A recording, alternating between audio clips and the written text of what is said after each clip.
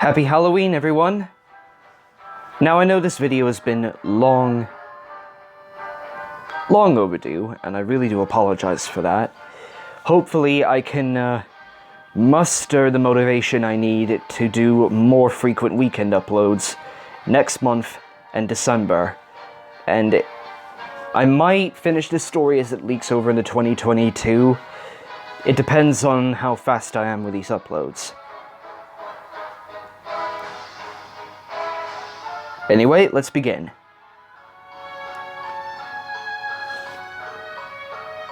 They headed down the aisle, quiet, downcast. This was not a place for high spirits. The chains around them chattered like gossipers. Shimizu's outline became more distinct. Neither he nor Iago seemed to care about their approach. Akira led the group, the others hanging behind.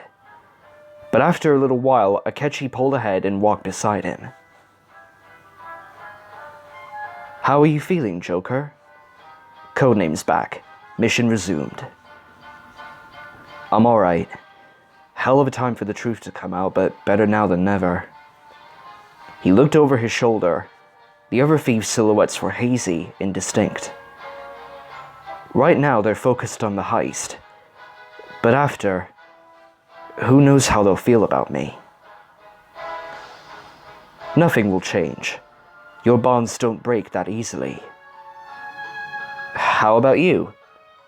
Akechi fell silent. Sounds like you've really changed a lot in the last couple of weeks. Yes, I think so too. Can't seem to hold on to my masks anymore. I'm not terribly fond of the person underneath, but it's still relieving not having to pretend so much. That was some speech you just gave. If I didn't know better, I'd say I was rubbing off on you. Is that really so strange? It's not as if I've had a surplus of good role models. He lightly elbowed Akira. Considering how dysfunctional our relationship was before, I'd say this is the best it's ever.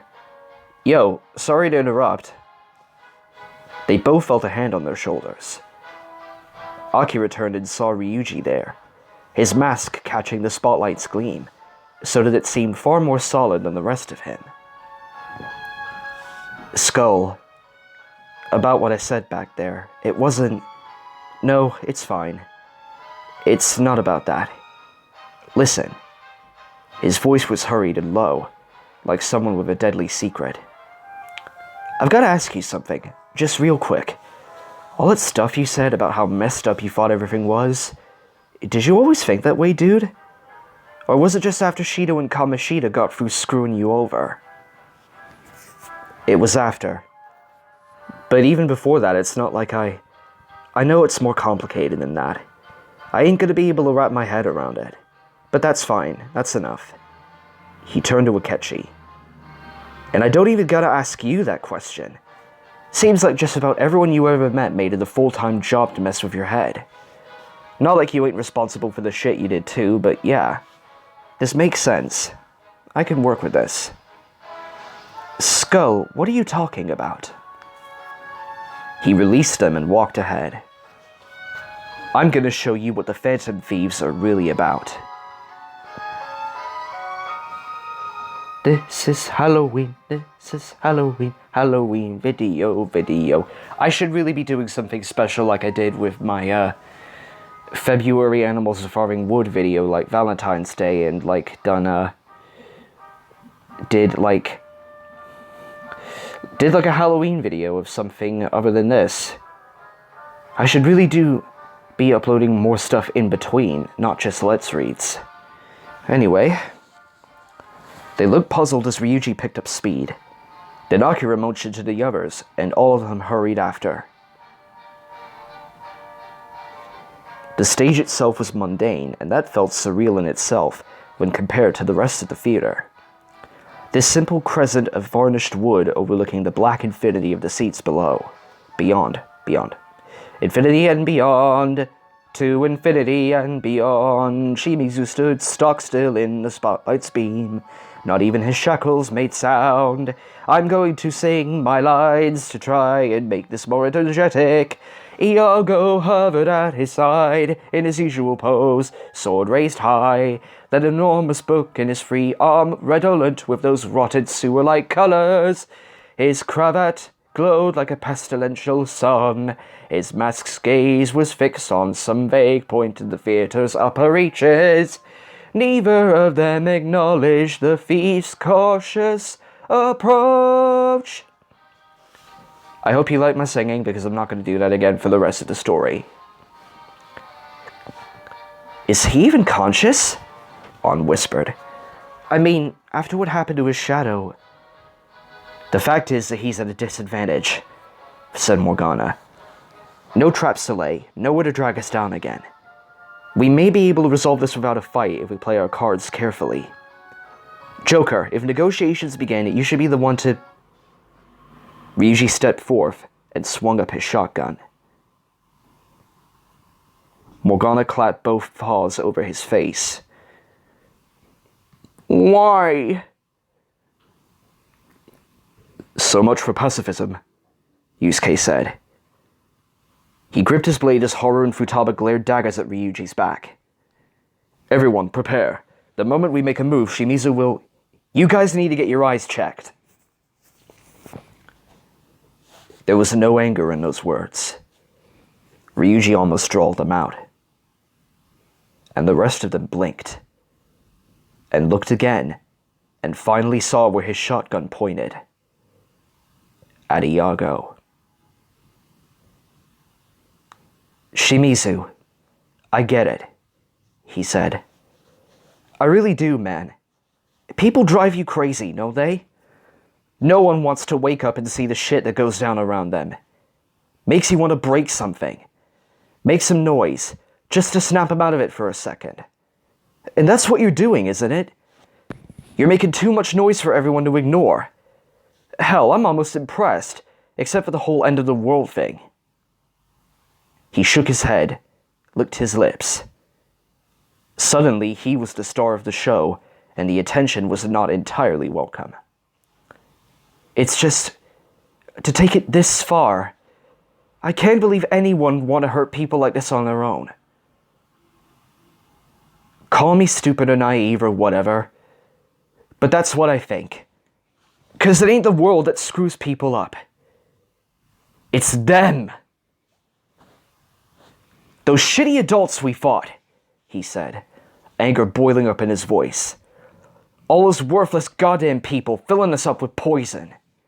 We get told all our lives that, hey, the world sucks. Better buckle in, better learn how to play the game, because it's just the way things are. But things ain't like that for no reason. It's because of those pieces of shit hiding from the consequences and hiding in your head and always making everything worse. Full steam now, froth gathered at the corners of his mouth. They've got every game rigged on their side, and they think they're invincible. But we showed them. Just a few of them. Just for a little while. But we reached out and hit them where it goddamn counted. And all the people they've hurt, everyone they could have hurt in the future, they all got a little peace and quiet. Maybe it won't last. Maybe society really can't be reformed. But even if I got to do everything over, knowing what I do now, and how bad I'd... He glanced over his shoulder at Haru. How bad I'd mess up sometimes. I'd still do it all again. Just to bring those sons of bitches down and help someone. Just for a little now. Just for a little while. He redoubled his grip on the shotgun. And I believe that now more than ever. 'Cause I'm seeing another one of them right here. The others took a hesitant step away from him. Ryuji's anger had burst out and then rendered down into something even more fearsome. His voice had turned calm and measured, but in the way a volcano was calm and measured, just before it blew its top and lit whole villages on fire. We've been inside your head. We saw your palace, your shadow. The only thing out of place is this guy right here. Everyone else thinks he's just some weird exception, but I think it's simpler than that. Guys, how the hell did Shimizu know so much about us? Mementos, Yalda Bayoff, even the shit Joker was thinking. Where'd he get all that from? Akechi spoke like the words were being dredged out of him. He said it was whispered in his ear. Yeah? Who wants to bet we just found what was whispering? Iago floated placidly in place. You're so quiet now, but I bet you've been filling up this kid's head with all sorts of evil shit. How's about you share with the rest of us? Why don't you confess? He thumbed back the hammer on his gun. Talk, you fucking monster! No one responded. Ryuji stood alone. Even Shimizu's single eye was half-lidded and amused. He nearly lowered his gun. Then, the clack of heels behind him. On stepped up and wordlessly leveled her SMG at Iago. She was followed by Akira and Akechi, the latter twisting the intensity setting on his ray gun as high as it could go. Shimizu's eye widened. The others joined in. Akechi's weapon glowed and keyed with energy. The Phantom Thieves assembled, holding up Iago. And a second later, chains started jingling. Shimizu's shackles. His hands had begun to shake. Proud of you, Ryuji. That's my boy! It started with the sound of tearing gristle. The sickening crack of long mortified sinew. Iago's gently smiling mask turned to face them.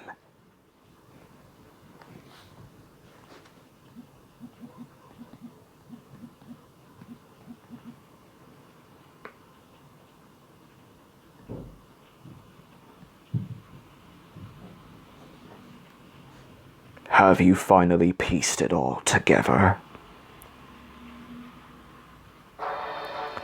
Their aim faltered and On cried out loud. The voice was male, smooth and pleasant, almost congenial, but the words were somehow invasive. They skittered like spiders on the insides of their skulls. The moment their weapons dropped, Iago rushed them. His shroud of chains already flaring out, sword raised high. A blinding flash, a brief alarum, and then Iago's blade clattered to the stage as he lurched back, his hand raced at the gaping hole that Akechi's gun had drilled through the center of him. The edges glowed.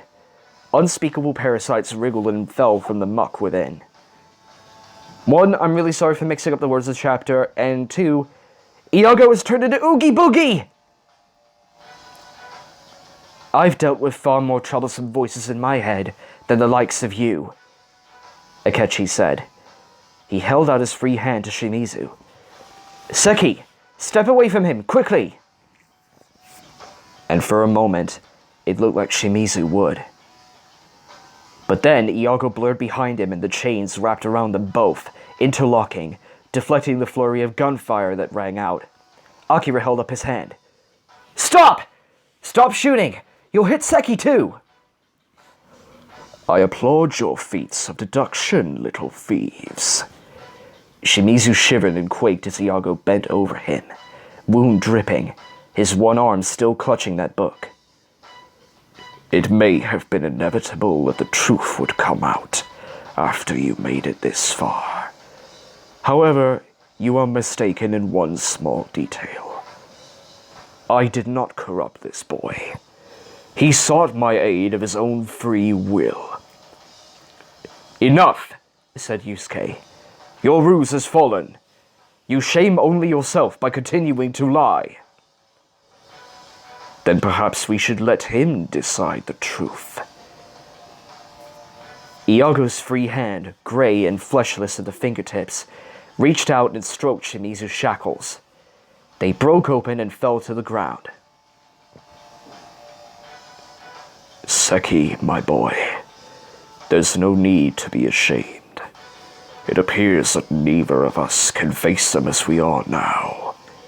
You know what must be done if you wish to see your task through.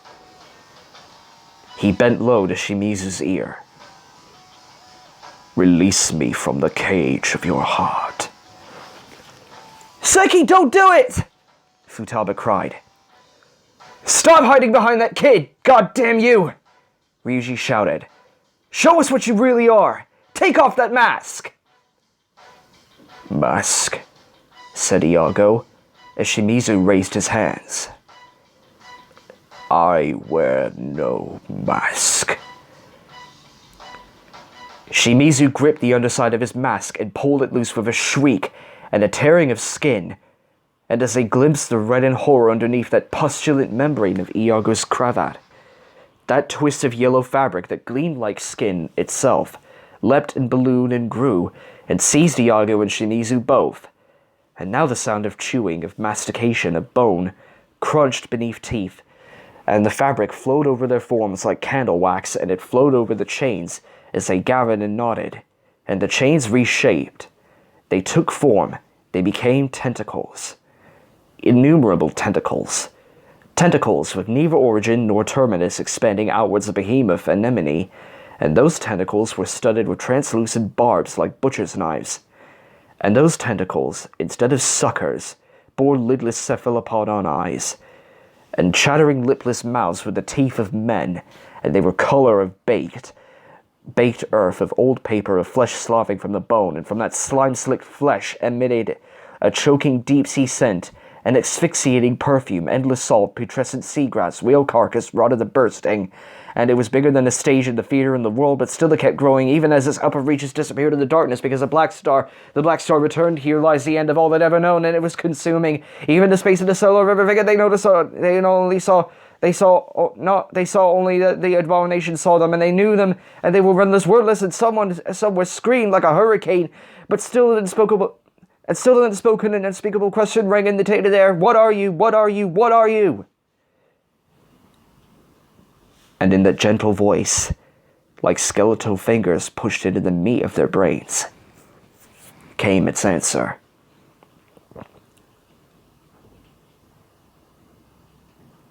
I am the strangled world. I am the pathogenic truth. I am the shepherd guiding the desolate to the end of days. I am that which suckles the refuse at the underside of the kingdom of God. I am the voice of dim Carcosa, and the shadow of Aldebaran, and I am Kaiwan after the feast of secrets hushed and terrible. I am the jaundiced monarch. I am the inverse revelation. I am that I am! The whole fell over them, and mercifully erased the apparition from their sight, as it devoured everything there ever was, and even still, that voice remained. I am Hastur. It spoke. And this, little thieves, is the final curtain. Oh my God!